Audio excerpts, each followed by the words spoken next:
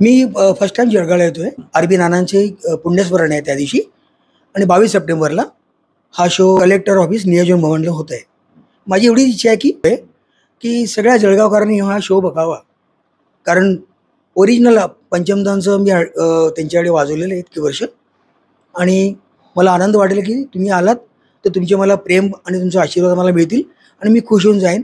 आमचे वडील 22 सप्टेंबर 2023ला त्यांचं स्वर्गवास झाला. तर त्यांना आर डी बर्मनच्या संगीत क्षेत्रामध्ये किंवा आर डी बर्मन असेल किंवा दुसरं संगीत क्षेत्र जे आहे त्याच्याबद्दल इन्व्हॉल्वमेंट आणि भावनिक खूप होत आहे. ते गेल्यानंतर त्यांना संगीताबद्दल असलेली आवड आम्हाला ती आमच्या याच्यात खूप भिनलेली असल्यामुळे आम्ही त्यांचं जे पुण्यस्मरण आहे ते संगीत या विषयामध्येच आम्ही त्यांचं पूर्ण करतो. तेव्हा मागचं पहिलं वर्ष जे ते काराओकेच्या संदर्भामध्ये आम्ही कार्यक्रम घेतला होता.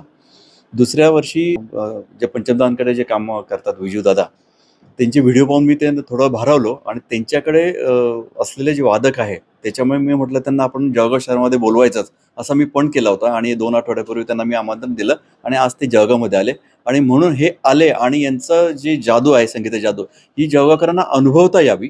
कार्यक्रम हा सोमवारी संध्याकाळी 5 वाजता नियोजन भवन आहे, जिल्हाधिकारी कार्यालय, त्या ठिकाणी संध्याकाळी 5 वाजता असणार आहे जळगावलाच. घटस्थापना आहे आणि उपवास असल्यामुळे मी असं समजेल की समजा जर महिला आल्या किंवा कोणी संगीत क्षेत्रामधले माहितगार आले आणि त्यांना घरी जाऊन स्वयंपाक करणं किंवा जेवणं हा पण मी ठेवलेला नाही. मी तिथे सगळं व्यवस्था केलेली आहे पूर्ण जेवणाची. त्याच्यामुळे पूर्ण कार्यक्रमामध्ये इन्व्हॉल्वमेंट व्हावी हा उद्देशाने मी ह्या सगळ्या कार्यक्रमाचं नियोजन केलेलं आहे. हे पुरं टोटली एकॉस्टिक आहे की आम्ही लोकांनी काय केलं, कोणती इन्स्ट्रुमेंटचा वापर करून गाणी बनवली, ते सगळे एकॉस्टिक, याच्यात इलेक्ट्रॉनिक काही नाही आहे, कळलं ना. आणि ते तुम्हाला कळावं त्यासाठी हा कटाडोप आहे. तर तुम्हाला एवढीच विनंती आहे की तुम्ही आवर्जून या शोला या, आशीर्वाद द्यायला मला आणि मला बघायला. यांनी ज्या ज्या सॉन्ग मध्ये वाजवलेलं आहे त्या सॉन्गचं वाद्य हे वाजवतील स्वतंत्र.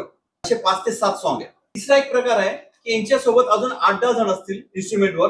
एखादा शोलेचं टायटल सॉन्ग आहे, समजा जॉनी मेरा नामचं एक टायटल सॉन्ग आहे किंवा यमा यमा जे गाणं आहे त्याच्यामध्ये इन्स्ट्रुमेंट वेगळे वाजवले गेलेत. तर ते वेगळे कसे वाजवले गेलेत हे त्याच्यासोबत त्या सॉन्ग मध्ये पण माझं सेटिंग आहे.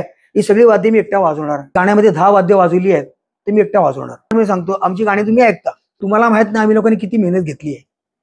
आम्ही ग्लास वाजवलं, चुटकी वाजवली, टाळी वाजवली, मादळ वाजवली, हा वाजवले, हे वाजवले, पोटावर माझ्या वडिलांच्या पाठीवर वाजवले. पंचमदा भयंकर आहे, पण तुम्हाला ऑर्केस्ट्रा बघायला मिळत नाही. उद्या मी जे वाद्य वाजवणार आहे ते तुम्ही फक्त बघितले की तुम्हाला कळलं की आम्ही काय बघतोय.